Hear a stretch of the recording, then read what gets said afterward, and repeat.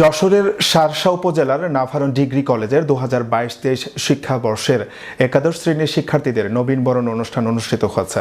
বৃহস্পতিবার সকালে নাভারণ ডিগ্রি কলেজের অধ্যক্ষ ইব্রাহিম খলিলের সভাপতিত্বে নবীনবরণ অনুষ্ঠানে প্রধান অতিথি ছিলেন নাভারণ ডিগ্রি কলেজের পরিচালনা পরিষদের সভাপতি ও বাংলাদেশ আওয়ামী যুবলীগের কেন্দ্রীয় সদস্য নাজমুল হাসান। এ সময় নাভারণ কলেজের উপাধ্যক্ষ আব্দুর রফ, দাতা সদস্য ডাক্তার আব্দুল মতলেব, চেয়ারম্যান কবির উদ্দিন তোতা, ম্যানেজিং কমিটির সদস্য শাহরিনা আলম বাদল সহ শিক্ষক শিক্ষার্থীরা উপস্থিত ছিলেন। এর আগে নবীন শিক্ষার্থীদের ফুল দিয়ে বরণ করে নেন কলেজের শিক্ষক ও ম্যানেজিং কমিটির সদস্যরা।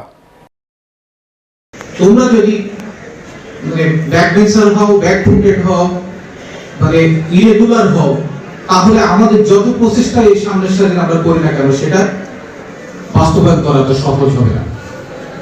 সুতরাং আজকের এই অনুষ্ঠানে আমাদের জিবি সভাপতি মহোদয় সহ আমাদের জিবির অন্যান্য মেম্বাররা যারা বক্তব্য দিয়েছেন, বিষয়গুলো তোমাদেরকে অনুধাবন করতে হবে, বাস্তবায়নের জন্য করতে হবে।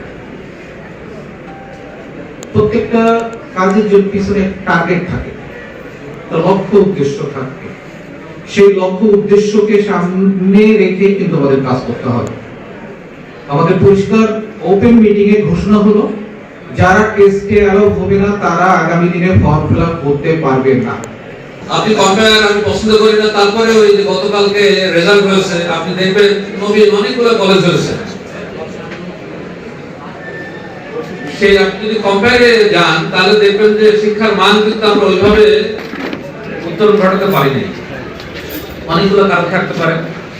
আমি সবসময় বলি, অ্যারিস্টটল একটা কথা বলেছেন, যা একবার ঘটে গেছে এটা নাকি সৃষ্টিকর্তা চাইলেও শেষ করতে পারবে।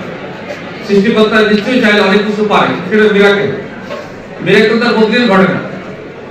যা ঘটে গেছে গতকালকে, ওইটা নিয়ে আমাদের আর কোনো কনসার্ন নাই।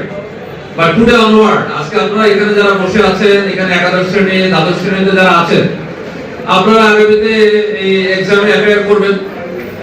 সেটা আমরা কিন্তু চেঞ্জ করতে পারি, কি পারি কিনা। সেইটার জন্য আমাদের সবচেয়ে জরুরি যে বিষয় সেটা হলো ডিসিপ্লিন।